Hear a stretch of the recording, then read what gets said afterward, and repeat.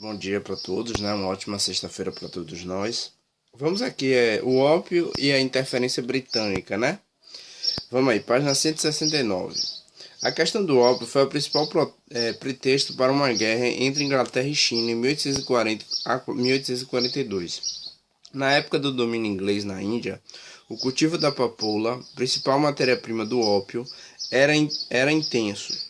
Os ingleses passaram a abastecer o crescente comércio do ópio em território chinês. Em 1838, o imperador chinês Dao Guang declarou que o tráfico de ópio deveria ser extinto. As razões eram várias: a saúde pública, o aumento da criminalidade e a redução das reservas de prata, pois o ópio era pago com a moeda desse metal. Os estoques dos comerciantes ingleses foram confiscados e destruídos, fazendo desse acontecimento um pretexto para uma intervenção. Navios ingleses munidos de canhões bloquearam o porto de Cantão, na China, afundaram embarcações chinesas e começaram a se deslocar em direção a norte da região. Depois de um acordo fracassado, o conflito recomeçou em 1841 e resultou em vitória britânica. Ou seja, o ópio, que é uma substância alucinógena, né? Era traficada da Índia para a China pelos ingleses, né? E isso causava alguns transtornos aos ingleses, como o aumento da criminalidade, entre outros problemas, como também a a diminuição da reserva de prata, porque esse produto era pago com a prata, né? Então tem todo esse problema aí também relacionado a essa questão das reservas de prata na China, né? Os chineses foram obrigados a assinar em 29 de agosto de 1842 o Tratado de Nanquim, que, entre outras, estabeleceu a abertura de 5 cidades chinesas para a moradia de súditos britânicos e suas famílias. Lembrem que a Inglaterra, a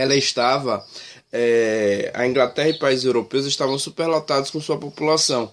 Então, isso também fazia com que esses países tentassem levar pessoas do seu país para essas suas colônias lá na Ásia. Então esse foi um dos acordos aí para a Inglaterra e a China, né? A entrega da ilha de Hong Kong aos britânicos até 1999, o pagamento de indenizações aos comerciantes que haviam sido prejudicados com o confisco do ópio, o pagamento de indenização ao governo britânico pelas despesas de guerra, a libertação imediata de quaisquer prisioneiros que fossem súditos britânicos, tanto europeus como indianos. Fragilizada, a China assinou tratados comerciais desfavoráveis também com os Estados Unidos, a França e outras potências. Houve ainda mais tentativas chinesas de rebelião, como a Segunda Guerra do Ópio, 1858-1860, e a Revolta dos Boxers, 1899-1900, todas anuladas pelas potências ocidentais. Então a China nesse momento, né? A China, que hoje é uma potência mundial, naquele momento não conseguiu, né? Saiu bastante prejudicada, né? Com a assinatura de vários tratados aí que o prejudicaram cada vez mais ela economicamente, certo? Na página 170 a gente tem aí as disputas pelo território chinês. A derrota dos chineses na Guerra do Ópio, 1839-1842, forçou a dinastia Manchu a abrir portos para o comércio com o Ocidente. Os conflitos com os estrangeiros determinaram o cenário político da China, que perdeu territórios para franceses, ingleses, estadunidenses e posteriormente japoneses.